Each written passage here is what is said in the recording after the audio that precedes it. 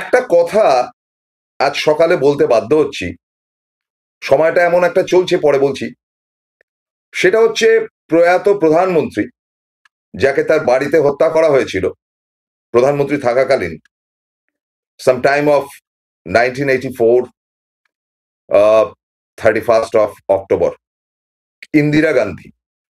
ইন্দিরা গান্ধী ভারতবর্ষের সর্বকালের শ্রেষ্ঠ প্রধানমন্ত্রী। আমি জওহরলাল নেহরুর প্রতি পরম শ্রদ্ধা রেখেও বলছি, জওহরলাল নেহরু দেশটাকে গড়তে সাহায্য করেছিলেন। তাকে নিয়ে অনেক বিতর্কিত কথা আছে, সেটা মূর্খের কথা। এবং ইন্দিরা গান্ধী তার উপযুক্ত কন্যা 100%। এবং ইন্দিরা গান্ধীর নানান ছবি, এগুলো নিয়ে আমি পরে বলবো বিশদ।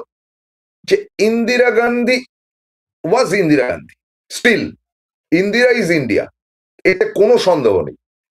এবং নরেন্দ্র মোদী সম্প্রতি লোকসভায় দাঁড়িয়ে যেভাবে প্রয়াত কংগ্রেস প্রধানমন্ত্রীদের অপমান করছেন, এবং সেটা তার সুনির্দিষ্ট সিস্টেম, যেটা প্রিয়াঙ্কা গান্ধী বলেছেন যে আপনি এই যাবৎ এই নানান রকম লোকসভাতে দাঁড়িয়ে বা নানান রকম ভাষণে 999 বার আপনি কংগ্রেস তথা নেহেরুজিকে আক্রমণ করেছেন।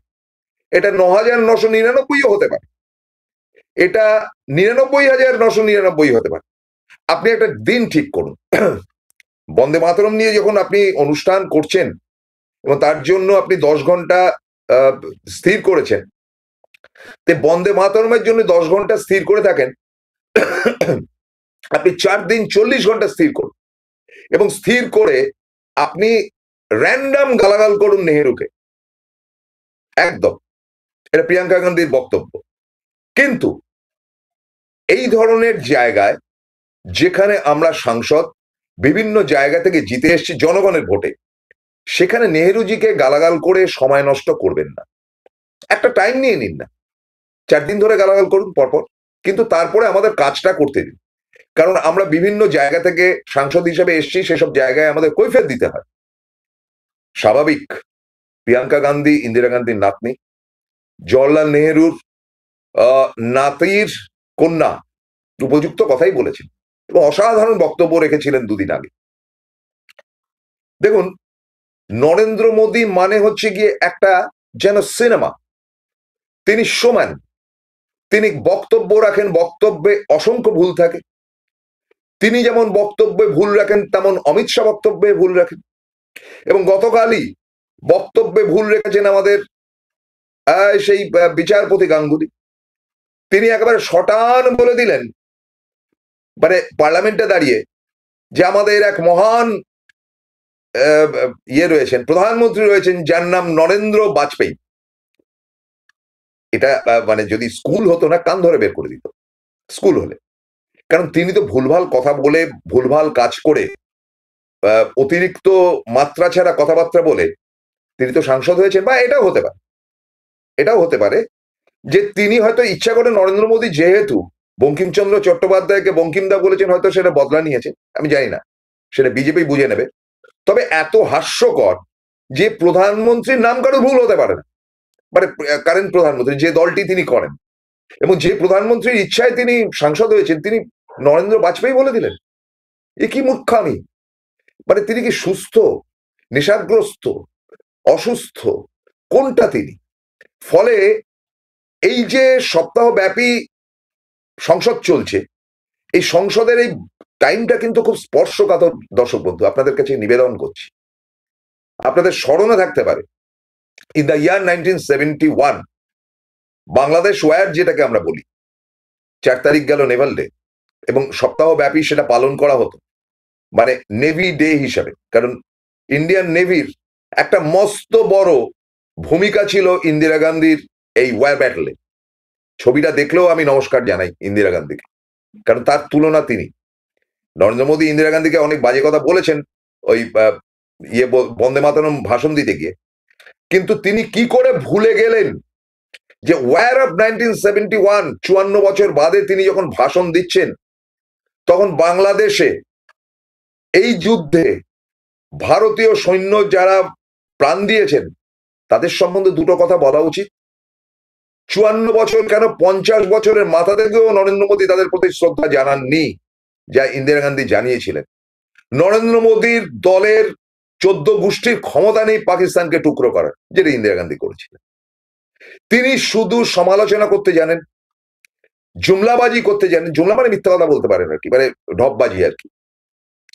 ফলে এরকম একজন প্রধানমন্ত্রীকে নিয়ে অনুষ্ঠান করা এবং তার সম্বন্ধে কুবাক্য বলতে বাধ্য হচ্ছে এ কারণে যে তিনি বা তার সহযোগী এই সমস্ত ক্লাউনরা, অর্থাৎ কিনা এই মানে বিচারপতি গাঙ্গুলি বা ডাঙ্গুলি, তারা যে সমস্ত কাণ্ড করছেন তা লজ্জায় মাথা কাটা যায়।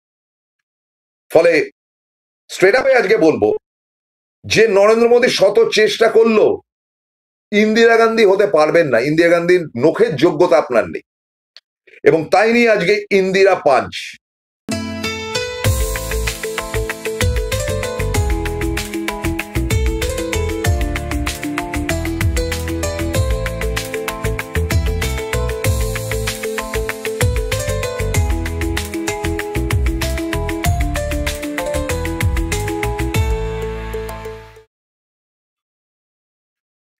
নমস্কার, সুপ্রভাত, আসসালামু আলাইকুম।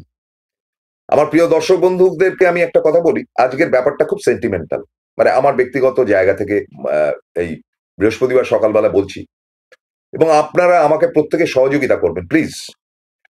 যদি কারোর মনে হয় যে ত্রুটিপূর্ণ কথা বলছি তাহলে অবশ্যই সমালোচনার জায়গায় রাখবেন ভদ্র ভাষায়, কারণ আমার ফেসবুকে যারা প্রবেশ করেন এবং বিশেষ করে স্পর্শকাতর বিষয়, কারো মৃত্যু ঘটনা বললেও তারা ছ্যাবলামি করেন, কারণ তাদের সেই শিক্ষাটা নেই, বিজেপি দলটারই কোনো শিক্ষা নেই। যেটা জ্যোতিবাবু বলেছিলেন সেটা খুব খাঁটি কথা, যে বর্বর দল, একটি বর্বরদের দল, একেবারে খাঁটি।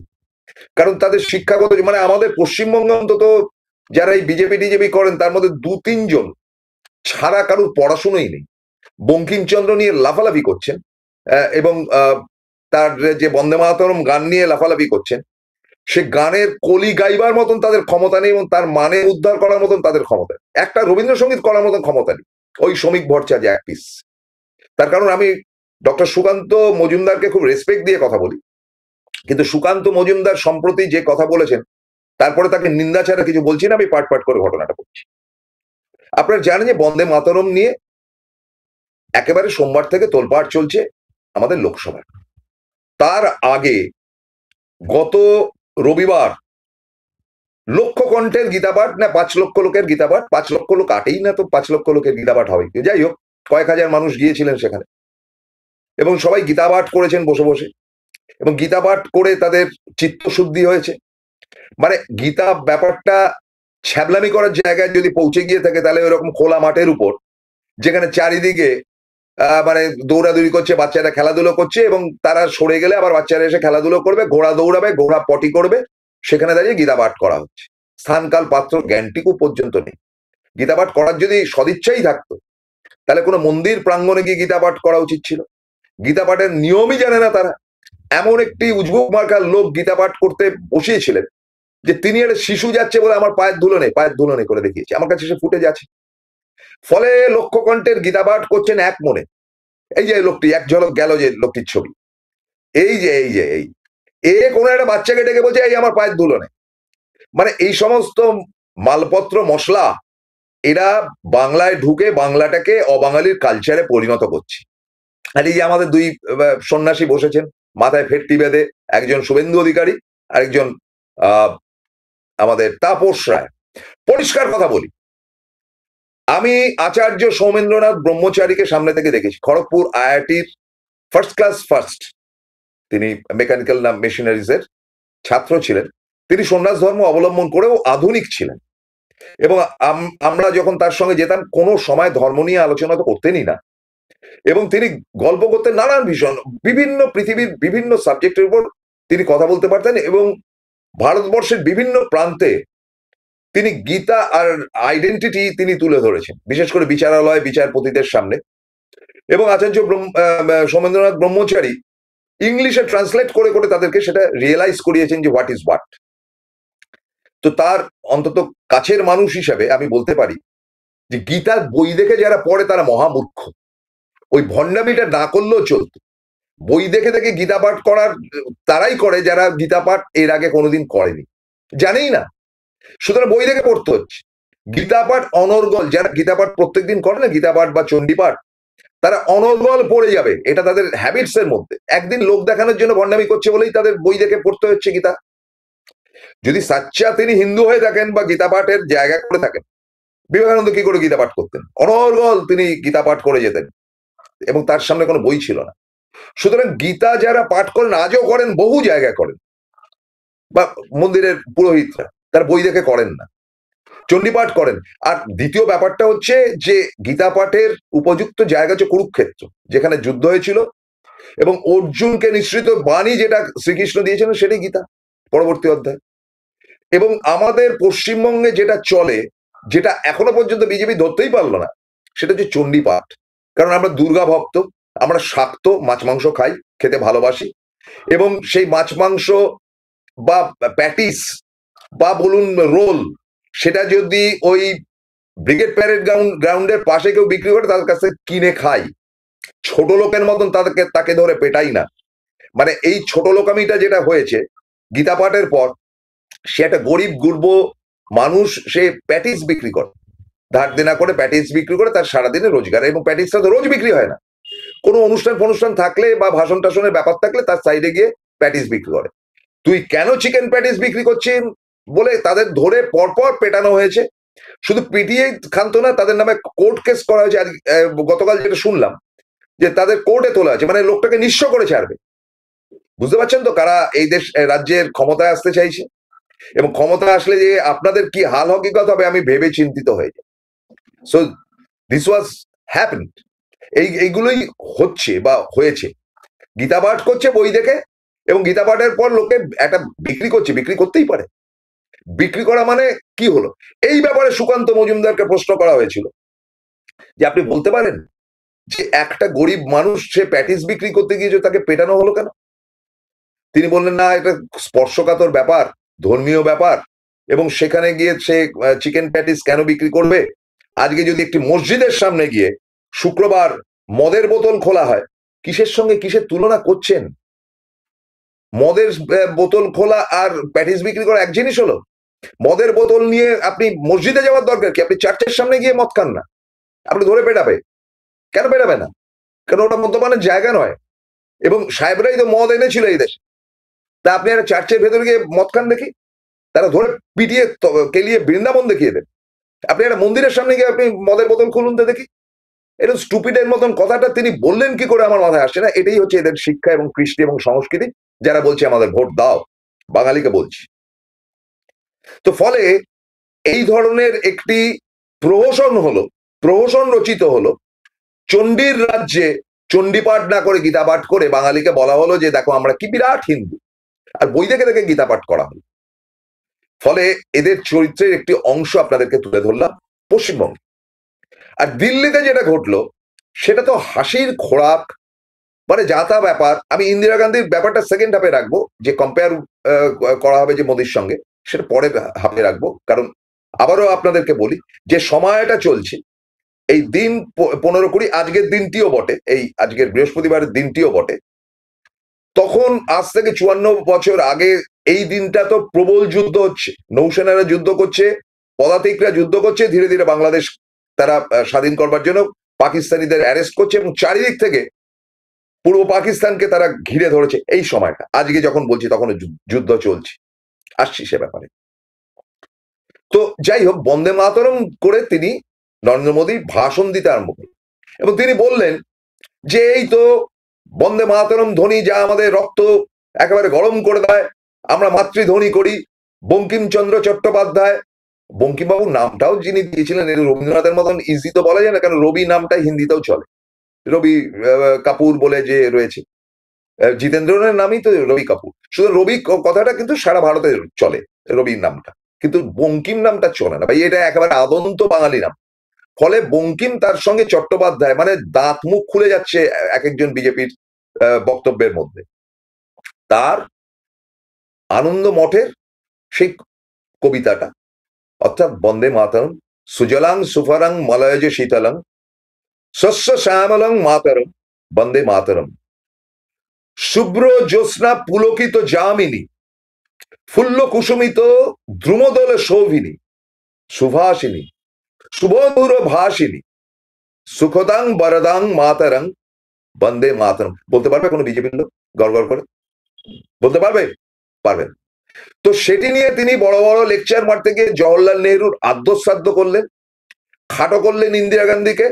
ভাষণ দিতে গিয়ে তিনি বঙ্কিমচন্দ্রকে বঙ্কিমদা বলে একেবারে মানে ভয়ঙ্কর ভুল করলেন, কারণ তিনি তার সামনে তো ইয়ে থাকে বলে শুনেছি, ওই যেটা দেখা যায় না দূর থেকে, ওই আপনার কি বলে ডেস্কটপের মতন থাকে, সেটা দেখে দেখে তিনি বলেন। যে লিখেছে তার তো চাকরি গেছে এতক্ষণে। তো বঙ্কিমদা বলার সঙ্গে সঙ্গে সৌগত রায় প্রতিবাদ করেছেন, তিনি বললেন যে না ঠিক আছে আমি অ্যাকসেপ্ট করছি।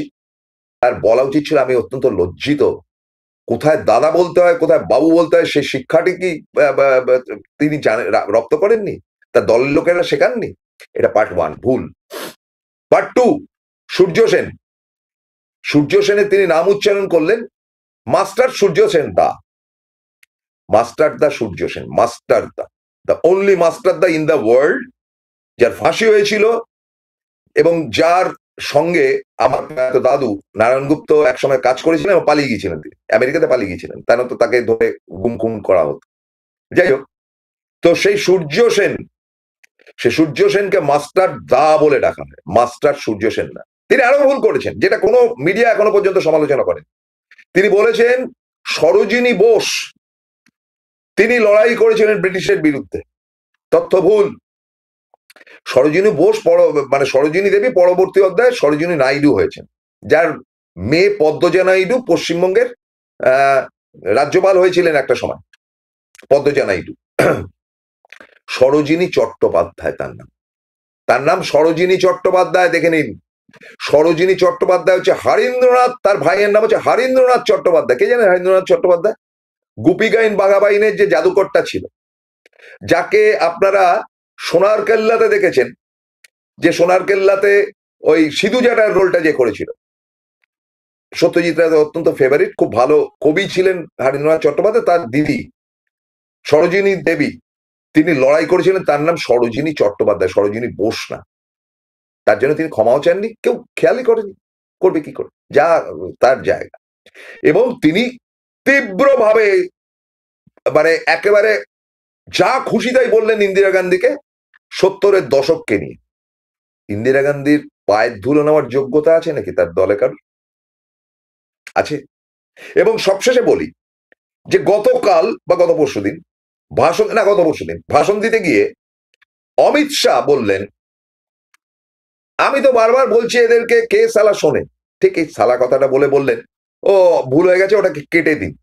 মানে বাবার জমিদারি আর কি পার্লামেন্টটা, তিনি শালা বলবেন তারপর বলবেন যে আচ্ছা কেটে দিন, ওটাকে ওই ইয়েতে তুলবেন না। কি মস্তানি চিন্তা করতে পারেন, একটা লোক শালা বলে সেটাকে কেটে দিতে বলছে, কি করে হয়? তার কপি আমার কাছে আছে।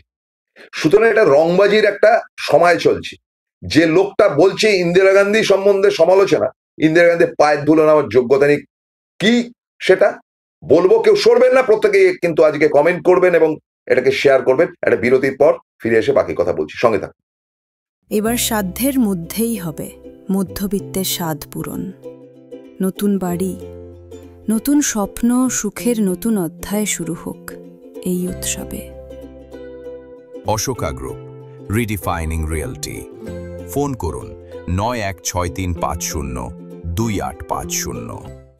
Found Kolkata's first ever sweet shop serving so unique items like Dab Malai Curry, Motichur Truffle, Gajor Borfi, Dab Kalakand, and I had to try them. শুধু তাই নয়, শক্তিগড়ের ল্যাংচা, বর্ধমানের সীতাভোগ, মালদার পোস্তকদম, বহরমপুরের ছানা বড়া, এগুলো সবকিছু খেতে হলে আর এত দূরে যেতে হবে না। সুন্দরিনী ন্যাচারালসে পেয়ে যাবে পশ্চিমবঙ্গের বিখ্যাত 10টা জেলার মিষ্টি all under the same roof.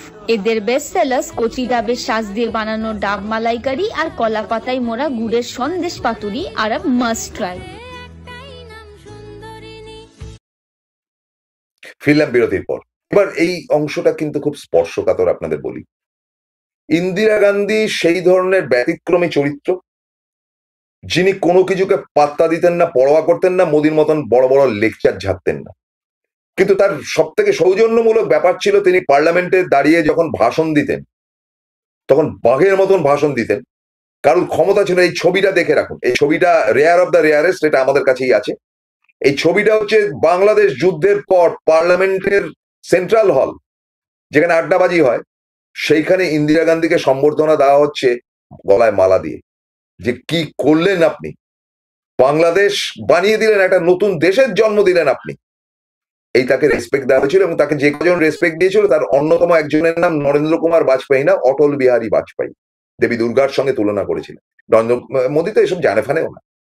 সেই সময়টার উপর দিয়ে যাচ্ছে, কিন্তু সেই সময় শীতকালীন অধিবেশন ছিল, যেখানে তাকে শ্রদ্ধা জানানো হয়েছে। দেখুন ওই ছবিটা আরেকবার দেখিয়ে দিলে আপনারা বুঝতে পারেন। শীতকালীন অধিবেশন, এখনো চলছে শীতকালীন অধিবেশন। তো সেই শীতকালীন অধিবেশনে তাকে দেবী দুর্গার মর্যাদা দেওয়া হয়েছে, এবং তিনি দেখিয়ে দিয়েছিলেন যে দিনের পর দিন পূর্ব পাকিস্তানের মুসলিম সমাজ বলুন, হিন্দু সমাজ বলুন, তাদের উপর অত্যাচার হচ্ছিল, জোর করে বাংলা ভাষাকে তুলে নেওয়ার চেষ্টা হচ্ছিল। মানে শয়ে শয়ে মহিলা রেপ্ট হয়েছিল সেখানে পাকিস্তানি সোলজারের কাছে। তো তবু একটা দেশ গড়ে উঠেছিল বাংলাদেশ। আজকে ভারতবর্ষ তাদের পাশে না দাঁড়ালে, আজকে মস্কো তাদেরকে সাহায্য না করলে, এই যে ওয়ার অফ 1971, এই ইন্দিরা গান্ধী যদি না থাকতো, এই যুদ্ধ জয় কিন্তু অসম্ভব ছিল বাংলাদেশের কাছে। বাংলাদেশের মানুষ যদি দেখে থাকেন, তাহলে বলবো এই যে নিয়াজি 16ই নভেম্বর, যে দিনটি আসছে খুব শিগগিরই, ইনি সারেন্ডার করছেন দেখুন জগদীশ সিং এর কাছে। এবং এই মানে জেনারেল নিয়াজি, ওখানকার লেফটেন্যান্ট জেনারেল নিয়াজি, তিনি সারেন্ডার করছেন 16ই ডিসেম্বর, এবং পূর্ব পাকিস্তানটা হয়ে যাচ্ছে বাংলাদেশ। মানে তারা ঘোষণা করেছিল, কিন্তু অফিসিয়ালি মোড়ক পড়ল। কত বড়, চিন্তা করুন তো, কত বড় একটা ঘটনা ঘটে গিয়েছিল আজ থেকে 54 বছর আগে। সেই দিনটাকে স্মরণ করার কোনো প্রয়োজন বোধ করেছে কখনো নরেন্দ্র মোদী? ইন্দিরা গান্ধীকে বাদ দিন, যে সোলজাররা সেদিনকে প্রাণ দিয়েছিল। ধরুন যুদ্ধ কবে কবে হয়েছে, 60-এর দশকে যে যুদ্ধ হয়েছে, বা তার আগে যে মানে কাশ্মীরে যেসব হয়েছে, আমি সেগুলোকে বাদ দিচ্ছি, সেটা বল্লভভাই প্যাটেল ট্যাকল করে নিয়েছিল। কিন্তু তার পরবর্তী অধ্যায় 62-তে যুদ্ধ হয়েছে, চীন প্রবেশ করে ফেলেছিল, অরুণাচল দখল করে ফেলেছিল, এবং সেই যুদ্ধে আমাদের বেমাক্কা পরাজয় হয়েছিল। তখন রাশিয়া ইন্টারফেয়ার না করলে বিপদ ছিল, একথা বলে দিচ্ছি। রাশিয়া আমেরিকাও তখন বাধা দিয়েছিল চীনকে, তখন সেই জমি তারা ছেড়ে দিয়েছিল, কিন্তু এখনো বোধহয় অনেকটা অংশই চীনের মধ্যে ঢুকে রয়েছে। অসংখ্য মানুষ মারা গিয়েছিল, অসংখ্য সৈন্য মারা গিয়েছিল। জওয়াহরলাল নেহরুর 63-64 তখন স্ট্রোক হয়ে যায়, তিনি 64-এ মারা যান। ওই হার্ট অ্যাটাক হয়ে গিয়েছিল 62-তে। 65-এ ফের যুদ্ধ হয় ভারত পাকিস্তান। তখন আইয়ুব খান ক্ষমতায়, তারও আগে এসছেন, অনেক আগেই এসছেন। আইয়ুব খান তখন সেটাকে একটা মানে ধারক বাহক হিসেবে সেটাকে ধরলেন, এবং তার পাঞ্জাব দখল করার একটা ইচ্ছা শক্তি করেছিলেন। ভারতীয় সোলজাররা লড়েছেন। তখন আমাদের প্রধানমন্ত্রী ছিলেন লাল বাহাদুর শাস্ত্রী। পরে রাশিয়ার মধ্যস্থতায় তাসকান্দে গিয়ে, তখন তাসকান্দটা রাশিয়া, সোভিয়েত রাশিয়ার মধ্যে ছিল, তাদের মধ্যে মিউচুয়াল হয়, এবং মিউচুয়ালটা হওয়ার পরের দিনই লাল বাহাদুর শাস্ত্রী রাত্রিবেলা মারা যান। তারপরে কিন্তু ইন্দিরা গান্ধী ক্ষমতায় আসে, এবং তার মাথায় ছিল যে তার বাবার স্ট্রোক হয়েছিল এই পাকিস্তান চীনের কুচক্রিতে, এবং 65-এ প্রচুর লোক মারা গিয়েছিল এই পাকিস্তানের জন্য। দিন বদলেছে, দিন বদলেছে, দিন বদলেছে। 71-এ যখন বাংলাদেশের ভেতরের লোকেরা প্রতিবাদ করলো, তখন পর্যন্ত ইন্দিরা গান্ধী কিন্তু সায় দেয়নি। তখন 1 কোটি লোক চলে এসেছিল ভারতবর্ষে, হিন্দু মুসলমান সবাই আশ্রয় দিয়েছিলেন ইন্দিরা।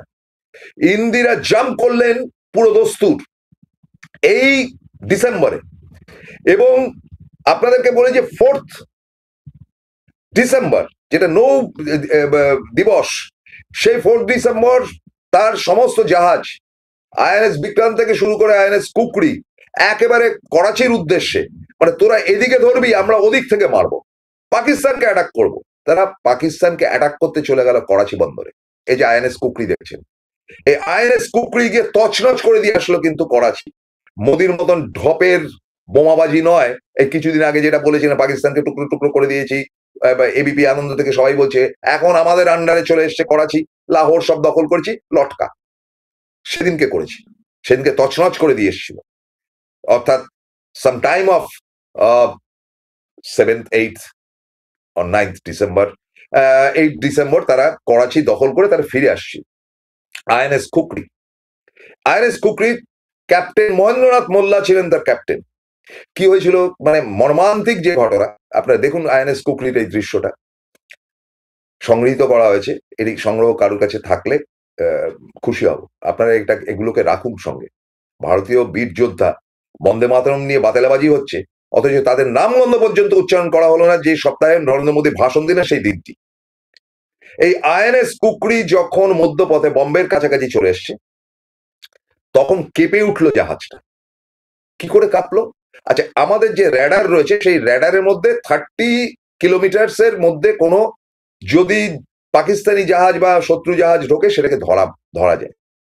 30 কিলোমিটার আর 30 ইয়ার্স এরকম ধরনের একটা রেডিয়াসের মধ্যে ধরা যায়। তখন ডুবোজাহাজ 30 ওখানে ওই তলার ইয়েতে ডেকে তো কেউ বসে থাকে, তিনি অবজার্ভ করতে থাকেন। আর ওপরে হইচই চলছে, দারুণ আনন্দ। করাচি আমরা করে স্ম্যাশ করে দিয়ে এসেছি। হঠাৎ জাহাজ কেঁপে উঠলো। যে র্যাডারে বসেছিল তাকে বলেছে কি হলো, বলে টর্পেডো মেরে দিয়েছে। কি করে মারলো? 30 কিলোমিটার বা ওই 30 ইয়ার্ডের মধ্যে কোনো কিছু নেই, অর্থাৎ 35 ইয়ার্ড বা 35 কিলোমিটার দূর থেকে এই টার্গেটটা করে তাদেরকে আক্রমণ করা হয়েছে। ধরতে পারেনি, র্যাডারে ধরা পড়েনি, কারণ ওই ডুবোজাহাজটা ছিল আমেরিকান ডুবোজাহাজ, যারা গদ্দারি করে উড়িয়ে দিয়েছিল আইএনএস কুকরি। এবং আইএনএস কুকরির একটি ঘটনা বলি। আইএনএস কুকরি এক ভদ্রলোককে দেখাই, লেফটেন্যান্ট কমান্ডার রজত কুমার সেন। লেফটেন্যান্ট কমান্ডার রজত কুমার সেনের ছবিটা দেখুন। ইনি ছিলেন, লেফটেন্যান্ট কমান্ডার রজত কুমার সেন ছিলেন ফার্স্ট ডেকে। ক্যাপ্টেন মহেন্দ্রনাথ মোল্লা বললে যে তুমি লাস্ট ডেকে চলে যাও, মানে একদম গ্রাউন্ডে। রজত বাবু কিন্তু জানতেন যে থার্ড ডেক বলে কিছু নেই, সেটা উড়ে বেরিয়ে চলে গেছে, সেটা নেই। তিনি সেলিউট দিয়ে চলে যান থার্ড ডেকে নয়, জলের তলায়। তাকে অর্ডার দেওয়া হয়েছিল, this is arm force, this is navy, this is air force. Narendra Modi জীবনে কোনোদিন ভাবতে পারবেন না। এই ভদ্রলোককে বলা হলো যে তুমি থার্ড ডেকে চলে যাও। এ তার স্ত্রী অনিতা সেন, আসছি তার ব্যাপারে পরে। এই রজত কুমার সেনকে বলা হলো যে তুমি একদম লোয়ার ডেকে চলে যাও, ওখানে অনেকগুলো সোলজার আমাদের আছে, দেখো গিয়ে তাদের কি অবস্থা। সেটা ক্যাপ্টেন যে অর্ডার দিচ্ছেন মহেন্দ্রনাথ মোল্লা, তিনিও জানেন যে থার্ড ডেক বলে কিছু না, ভেঙে টুকরো হয়ে উড়ে বেরিয়ে চলে গেছে, জাহাজ ডুবতে বসেছে। তিনি জানেন যে আমার থার্ড ডেক বলে কিছু নেই, আমাকে মৃত্যুর মুখে যেতে হচ্ছে, জলে তলিয়ে যেতে হচ্ছে। তিনি সেলিউট দিয়ে চলে গেলেন, গুড বাই বলে। ভাবতে পারেন কি বীর ছিলেন ইনি, কত বড় বীর ছিলেন। পরের ছবিটা দেখাচ্ছি তার স্ত্রীর সঙ্গে। 3-4 বছর বিয়ে হয়েছিল, তাদের সন্তানাদি নেই। অনিতা সেন, যার কাছে খবর আসে 10 তারিখ তার কাছে খবর আসে যে Rajat Kumar Sen is no longer. তিনি তখন একা ছিলেন বম্বের বাড়িতে, মানে ওই নেভাল কোয়ার্টার্সে, অসহায়, কান্নাকাটি করছেন। তখন মহেন্দ্রনাথ মোল্লাও মারা গেছেন। মহেন্দ্রনাথ মোল্লার স্ত্রী এসেছিলেন একে সান্ত্বনা জানাতে, যে অনিতা কাঁদবে না, তুমি শহীদের স্ত্রী, ডোন্ট ফরগেট। ইন্দিরা গান্ধী, ইনি আমার পিসি হন।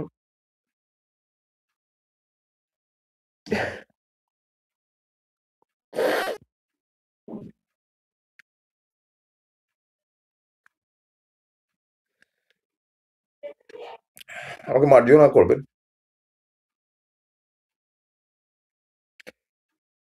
তাকে রাষ্ট্রপতি পুরস্কার দেওয়া হয়, বীর চক্র। ইন্দিরা গান্ধী নিজে ডেকে অনিতা সেনকে বলেন, ঘাবড়ে যেও না, আমি তোমার পাশে আছি। 54 বছর চলে গেছে, আমার নিজের তলায় থাকেন, ছোট্ট নাতনিকে নিয়ে, পুতনিকে নিয়ে, মানে আমার নাতনিকে নিয়ে দিব্যি সময় কাটাচ্ছেন। এই হচ্ছে ইন্দিরা গান্ধী। এই যে ছবিটা দেখুন, তার বর্তমান ছবি, পাশে ওটা আমার নাতনি। আর এই পিসির কাছে আমি বড় হয়েছি, আজ আমার যা কিছু ওনার কাছে। রেসপেক্টটা ইন্দিরা গান্ধী দিয়েছিলেন, নরেন্দ্র মোদী সেই সপ্তাহটাতে দিতে পারলেন কি? পারলেন একবারও? তিনি বিদ্রুপ ব্যঙ্গ করে কাটিয়ে দিলেন। ছি, প্রধানমন্ত্রী, বাকি বিচার আপনারা করবেন। অনুষ্ঠান শেষ করছি। নমস্কার, আদাব।